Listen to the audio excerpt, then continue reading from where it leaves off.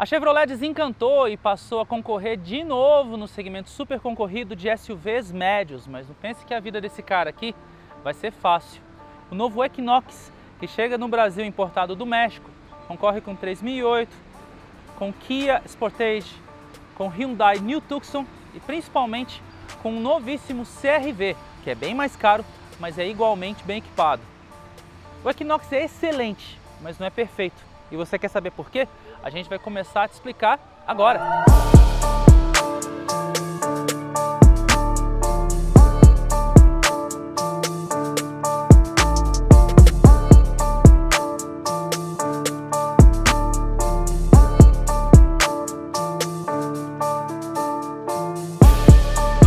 O argumento mais forte de vendas para a Chevrolet é mesmo a potência. Não tem como a gente fugir do fato de que potência chama muito atenção ainda aqui no Brasil. Mas não é só isso. No dia a dia, claro que a gente sabe que o torque conta muito mais do que potência, mas esse cara aqui tem os dois. São 262 cavalos de potência e 37 kg de torque.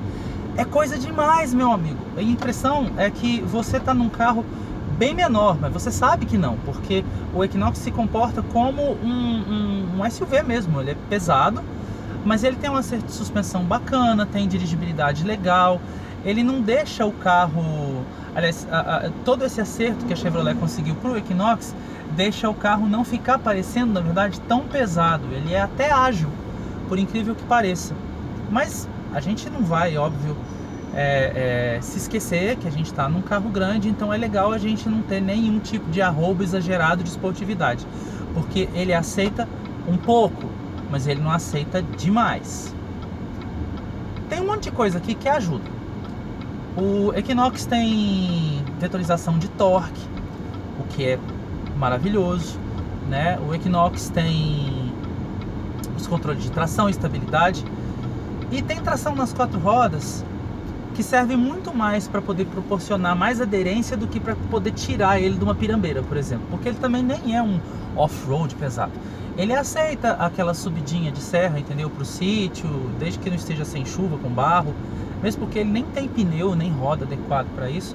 Mas se você, por exemplo, quiser fazer uma viagem numa descidinha de serra ou numa subidinha de serra, cara, ele vai aceitar bem, porque você consegue acionar o sistema de tração nas quatro rodas por meio de um botãozinho aqui no console, que vai justamente fazer com que haja mais aderência na roda que estiver perdendo tração naquele momento. Isso já é excelente. Agora vamos falar da questão da usabilidade, porque isso aqui é um SUV familiar, não é um SUV esportivo, mesmo que a propaganda diga que ele é esportivo. Tem um pouquinho de esportividade? Tem um pouco de esportividade, mas ele não é esportivo, essas coisas.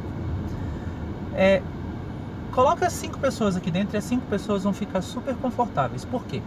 Primeiro que tem espaço suficiente para todo mundo, para cabeça, para ombro, para perna, e lá atrás é uma coisa rara em SUVs que tem tração nas quatro rodas. O piso é totalmente plano, então você não tem aquele problema do cara que está sentado no meio ter que ficar viajando com os joelhos levantadões assim, entendeu? Tá tudo bacana. Só o encosto de cabeça ali do meio que eu acho que podia ser um pouco mais recuado, porque ele é muito para frente e a sua cabeça fica assim, pendendo para frente, né? Acho isso só um deslize, mas tipo, não vai incomodar tanto. É só o cara subir o encosto e resolve a situação.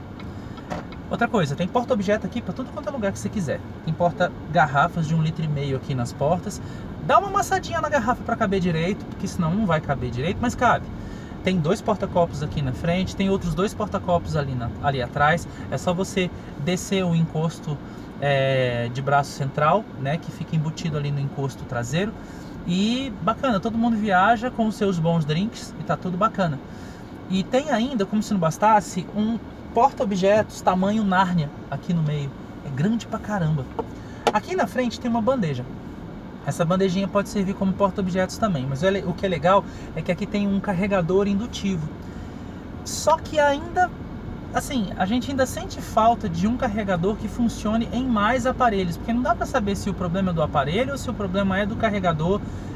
Talvez seja, né, mais do aparelho em si, que ainda não permite esse tipo de carregamento por indução.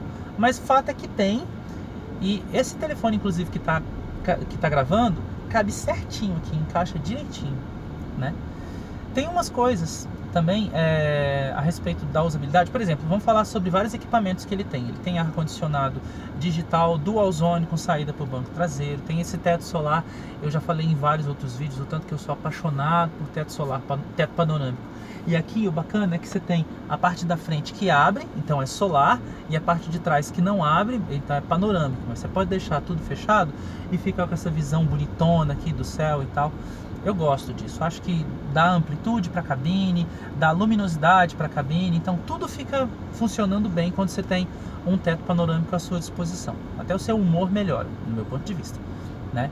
Você tem ainda um som que tem uma qualidade, meu amigo. A gente está falando de um som premium também, né? Da marca Bose, tem uns graves. Sabe uma coisa super legal nesse som? É que se você estiver viajando e encostar a sua perna na porta, você vai sentir os graves assim com toda a pressão do mundo, sabe? É muito bacana para quem gosta de um som de qualidade, que é uma equalização assim perfeita. Bacana é que esse som também permite você ouvir desde a música eletrônica até a música clássica com quase perfeição assim de frequências. Então serve para todo tipo de gosto. A central multimídia é MyLink, aquele MyLink de nova geração. Tem GPS, o que hoje em dia tá praticamente inútil, cara, porque todo mundo usa o Waze e essa plataforma aqui, ela espelha Android e tem Android Auto e Apple CarPlay. Pelo Android você consegue espelhar o Waze, então você não usa a navegação daqui do carro, você usa o Waze. Mas uma coisa que é importante a gente falar é que o Waze funciona assim, nem sempre do jeito que a gente gostaria que funcionasse. Para funcionar aqui, eu sempre tive que fazer o seguinte: selecionar o destino no celular, depois que o Waze encontrava o endereço, aí eu plugava o cabo, fazia o espelhamento e selecionava aqui na plataforma Android Auto para aparecer a tela do Waze. Se o telefone já tivesse plugado, era muito difícil encontrar o destino sem que desse algum pau. Isso aconteceu várias vezes. Então a gente já achou o esquema, era só selecionar primeiro no Waze e depois espelhar o telefone com um cabo. Se é a alternativa que a gente tem que usar, a gente usou. Beleza, funcionou a contento a partir daí. Uma coisa que não deixou muito satisfeita é o tanto que a cabine é parecida com a cabine do Cruze. É óbvio, o Equinox deriva do Cruze, é a mesma plataforma, tem algumas diferenças técnicas, porque o Cruze, por exemplo, não tem suspensão traseira independente, isso aqui tem, inclusive, também por causa do sistema de tração, né, integral. Mas poderia haver um pouquinho mais de diferenciação, no nosso ponto de vista, porque é um carro diferente, não é só um SUV do Cruze. O Equinox ele tem toda uma identidade própria, pelo menos deveria ter uma identidade própria. A dianteira é totalmente diferente, a traseira faz alguma menção ao design do Cruze, com as lanternas colocadas na mesma posição.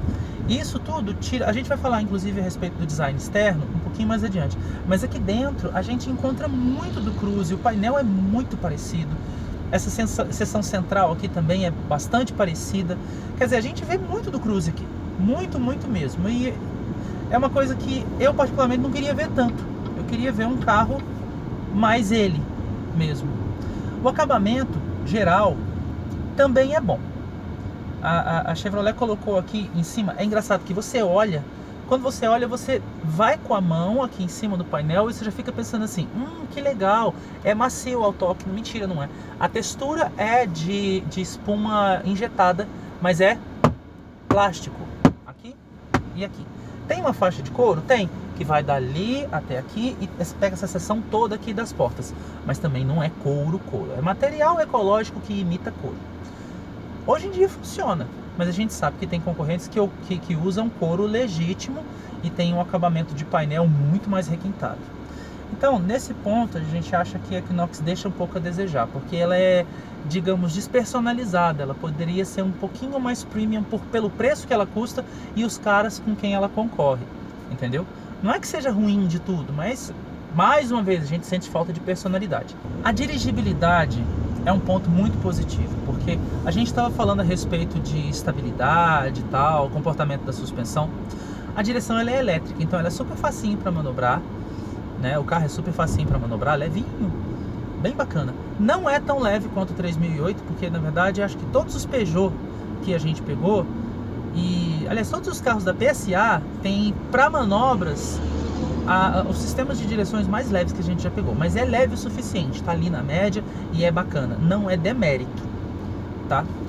E ela fica pesada na medida. A gente não chegou a pegar estrada com o Equinox essa semana, porque a proposta desse teste é a seguinte: muita gente está comprando SUV hoje em dia porque é moda, porque eles são as peruas da vez, os carros espaçosos da vez. Eles fazem às vezes de sedã pelo espaço, sedã pela dirigibilidade, e perua pelo espaço e hatch pelo desempenho. Então todas as fábricas estão querendo tipo unir os três mundos num só com SUV. O Equinox ele guarda bastante dessas três características: sedã pela dirigibilidade, né, hatch pelo desempenho geral e perua pela praticidade, né? Mas a suspensão ela é muito bacana. A gente esperou em vários momentos, em várias situações aqui de trânsito, umas pancadas assim mais pesadas, sabe? Que acabaram não ocorrendo. A gente falou assim, cara, a suspensão é até robusta, valente, mas tem um problema.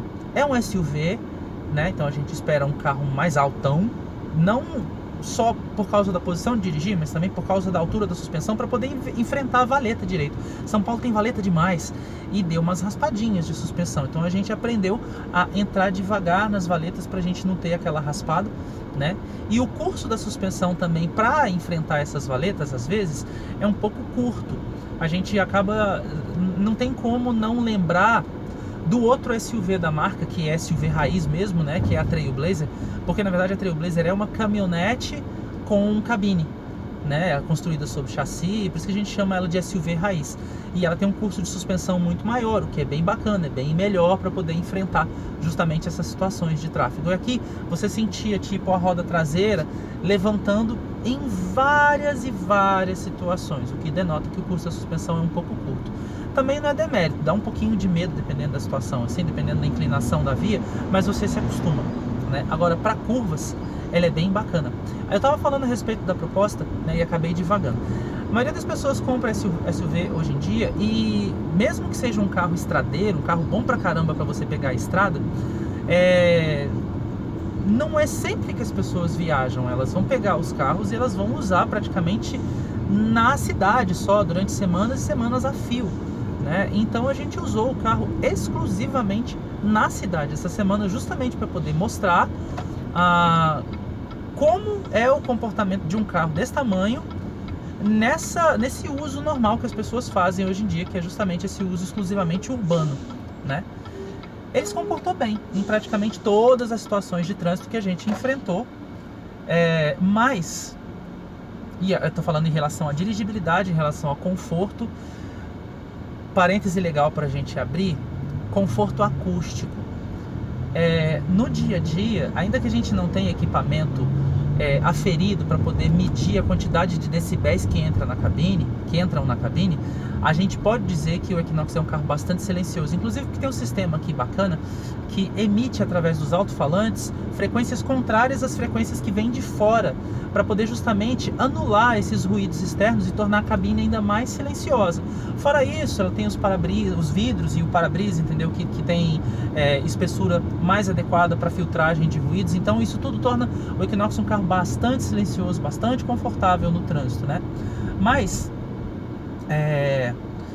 vamos falar de uma coisa que vai pesar no bolso mesmo de todo mundo. Não adianta a gente tentar tampar o sol com a peneira hoje em dia, porque esse negócio de pensar que só a gente que compra carro popular está pensando em consumo, o perfil dos consumidores já mudou bastante, e hoje em dia essa coisa do downsizing está fazendo todo mundo procurar carros mais econômicos, sim, ponto. O Equinox não é muito econômico, não. A fábrica divulga, através das medições que foram feitas com o Inmetro e tal, um consumo em torno de pouco mais de 8 km por litro na cidade e ao redor dos 10 km por litro na estrada. O trânsito de São Paulo é um pouco complicado, e aí, antes de falar do consumo propriamente dito, a gente precisa pontuar uma coisa importante. Tem muita força nesse motor, cara, e é muito difícil a gente ficar andando com o pé encostadinho assim só o tempo todo, porque numa saída de semáforo é muito comum, e aí eu faço até, eu preciso admitir isso, não dá pra ser, de novo, não dá pra tapar o sol com a peneira. Tem muitas saídas de semáforo que a gente quer sentir esse comportamento do carro, então a gente sai, dá aquela pisadinha, dá aquela grudadinha no banco e dá aquele sorriso no rosto, assim, cara, como esse carro anda bem, meu. Só que isso faz assim, ó, chupa o combustível do tanque. E aí a gente não conseguiu essa semana um consumo, agora tá marcando 6,8 quilômetros por litro de gasolina, porque ele é movido só a gasolina, ele não é flex, né? Mas a gente chegou no máximo a 6,9. É pouco, cara. A gente testou não faz muito tempo o Peugeot 3008, que é um dos principais concorrentes do Equinox, né? E a gente vai até falar dele agora, porque a gente quer fazer também uma comparaçãozinha em relação ao design. O 3008 é um cara bem mais econômico. Não é só pelo fato dele ter um motor um pouco menor, né? Mas a gente acredita que também é justamente pelo fato de ter uma relação de câmbio menos esportiva, mais familiar. Aqui você tem um câmbio de 9 marchas, deveria gerenciar melhor, né? E gerencia a força, tá? Não deveria gerenciar melhor. Gerencia bem, muito bem a força, né? Mas esse câmbio, ele também privilegia a esportividade. E porque ele privilegia a esportividade, você quer pisar, você quer aproveitar essas relações mais curtinhas da primeira, segunda e terceira marchas, e isso acaba fazendo com que no trânsito urbano você fique quase o tempo todo só nessas marchas, entendeu? O 3008 tem um câmbio um pouquinho mais atrasado em termos de tecnologia, são só 6 marchas, mas são marchas um tiquinho mais longas, né? E que fazem o carro trabalhar, entendeu? Assim, sem necessidade de redução por mais tempo, entendeu? Aqui você tem trocas constantes. Falando nisso, e já que a gente falou em esportividade também, tem um revés aqui. As trocas poderiam mesmo ser, as trocas manuais, a gente fala, por outra coisa que não esse botão aqui no topo da alavanca, porque isso aqui não faz o menor sentido. Se a gente quer trocas manuais, ou a gente quer no mínimo essas trocas que funcionam movendo a alavanca para frente e para trás, o que também não é a melhor solução no nosso ponto de vista, ou você quer pedal shifters aqui no painel para você poder fazer as trocas manuais. Esse botão aqui em cima pra gente não faz o menor sentido, porque você não vai ficar trocando marcha apertando o botão. É um negócio esquisito. A gente não gosta e a gente não usou, porque a gente achou melhor deixar o carro fazer as operações de troca de marcha sozinho, já que isso aqui é totalmente pouco intuitivo. Totalmente pouco intuitivo ficou esquisito, não é intuitivo, pronto.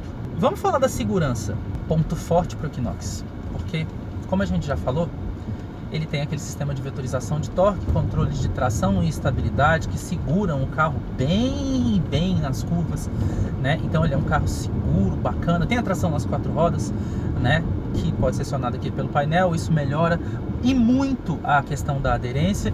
Mas não é só isso não, ele tem 6 airbags, tem um sistema de fixação de cadeirinhas lá atrás, né, que funciona também muito bem. E ele tem vários sistemas ativos de alerta, né? Por exemplo, você tem sensores dianteiros e traseiros de proximidade, que fazem inclusive o banco dar uma tremidinha no assento, assim, para fazer você perceber que os obstáculos estão chegando, e inclusive também mostra uma luzinha vermelha no painel. Ele tem o controle de permanência na faixa, né, que faz o volante tremer e fazer você manter o volante ali, né, no lugar. Ele tem também uma coisa que é muito bacana, e pelo menos nós ainda não pegamos nenhum carro que tem esse sistema. Quando você abre a porta traseira e deixa essa porta traseira um mínimo aberto possível, ele já memoriza a abertura da porta e deduz que alguém entrou lá no banco traseiro. Famílias, né, vão gostar bastante disso, porque depois que você desliga o carro e abre a porta dianteira, ele emite um aviso aqui no painel para você olhar no banco traseiro. Isso faz com que você evite esquecer a sua criança lá no banco de trás, porque isso já aconteceu várias vezes, né? Vários episódios de pais que esquecem os filhos dormindo no banco traseiro, ou o seu cachorro, ou qualquer coisa, sei lá, entendeu? Então sempre existe esse aviso aqui. Quando você desliga o carro e abre a porta dianteira, eles emitem um aviso para que você olhe no banco traseiro e não se esqueça de nada que está lá. A gente falou que a gente ia falar sobre o design do carro. O Equinox é assim, ele é um cara grandão, imponente, frentudo. Frentudo é uma palavra esquisita de falar, mas dá pra você entender. É uma frente muito grandona. A gente acha que tem um pouco de exagero nessa coisa cromada demais. É uma grade cromadona gigantesca, né? E tem uns outros cromados, as rodas também são cromadas, tem vários elementos cromados, mas as rodas são bonitas, são de 19 polegadas, então isso faz com que o carro se torne mais imponente ainda, né? Só que o design, se a gente for comparar, o design do Equinox é assim, tá ali parelho com o design do New Tucson, tá parelho com o design do novo CR-V, que são SUVs que tem design ok. E no nosso ponto de vista, está um pouco aquém do design do Sportage e principalmente do Peugeot 3008, que é o que tem design mais futurista, mais arrojado, tanto fora quanto dentro. Na frente, aliás, ainda tem um deslize no nosso ponto de vista. Ele tem um sistema que é full LED para os faróis, mas os faróis de neblina ainda tem lâmpadas halógenas. Poxa, não custava colocar um sistema todo full LED, entendeu? Full LED em cima, full LED embaixo. As lanternas também são em LED, mas elas lembram muito o Cruze. E aí você fica assim, tô com déjà vu aqui, entendeu? De novo a gente vê aquela história de querer um carro que tem mais personalidade, não só um SUV do Cruze, especialmente pelo preço que a GM pede por ele. Falando em preço, a estratégia de preços da GM para esse cara aqui até que é bastante agressiva, porque ela tá ali no pelotão intermediário. A Honda acabou de lançar, né, o CR-V e colocou o preço do cara lá em cima. E vai ser um dos principais concorrentes, porque a gente sabe que aqui no Brasil ainda existe essa cultura de Honda é Honda, então as pessoas compram Honda só porque é Honda, seja bom ou seja ruim, né? Se bem que os carros da Honda costumam ser bons, mas a gente não tá aqui para falar de carros da Honda, a gente tá aqui para falar de Equinox. E o Equinox tá assim, num preço bem legal, um pouquinho entre os preços do New Tucson, né, básico, do Peugeot 3008 e depois um pouquinho acima você tem alguns outros SUVs também do mercado que tem um preço um pouquinho mais salgados, entendeu? Mas assim, é um preço bastante condizente com a proposta. No nosso ponto de vista, o Equinox não é necessariamente para quem procura requinte e muito menos design, porque não é que ele não seja um carro bem acabado e não é que ele não seja um carro até certo ponto requintado, mas é que existem outros carros no nosso ponto de vista que são mais requintados. Por exemplo, a gente vai falar de novo do 3008, que é um cara que é muito mais arrojado por dentro e faz o cara, o motorista e quem está ocupando o carro se sentir numa atmosfera muito mais futurista, muito mais moderna, né? Esse cara aqui é bastante familiar, mas ele é bem ok em relação a design, a soluções ergonômicas, entendeu? E tudo mais, e acabamento também. Por fora é a mesma coisa, ele tá ali, entendeu? Ele é parelho com a maioria dos SUVs, mas em termos de design tem SUVs que são mais arrojados do que ele. Então quem está procurando arrojo, modernidade, design, essas coisas todas, não é por aí, entendeu? O Equinox de repente não é o carro que você está procurando mesmo de verdade. Mas quem não abre mão de desempenho não vai encontrar um carro mais nervoso do que esse aqui no mercado. Porque hoje, dentre os SUVs médios que estão à disposição, o Equinox é o mais potente. E ele realmente atende tanto quem está querendo aquele desempenho puro, né? Acelerações, retomadas, essas coisas todas, como quem está procurando ter a sobra de potência para poder proporcionar segurança para a família, porque isso é importante. A maioria das pessoas não vai comprar o carro porque ele tem potência sobrando, mas porque ela vai querer usar aquela potência quando necessário, para uma ultrapassagem, para alguma coisa assim, entendeu? Então nisso ele vai atender muito bem a qualquer tipo de família. A gente não sentiu nem tanta perda, mesmo com o carro carregado, e a gente andou com o carro carregado umas 2 vezes essa semana, com 5 pessoas e com porta-malas até com uma quantidade razoável de bagagem, e ele se comporta muito bem. O preço tá ali, né? Então a gente acha que o preço é bastante razoável, bastante condizente, né? E mesmo a gente não achando que o Equinox é o melhor SUV médio hoje à disposição no mercado, porque a gente acha que para essa categoria a questão do design, da modernidade e principalmente dos itens de série, que ele também não deixa a desejar, é bom a gente esclarecer, ele tem muitos itens aqui de conforto e algumas coisas que outros SUVs nem têm, né? Mas ele não é, pelo menos não na aparência e não no feeling que ele transmite, o carro mais adequado para o tipo de público que ele pretende atingir, que é muito ligado em questão de tecnologia, não só por conteúdo, mas também por visual.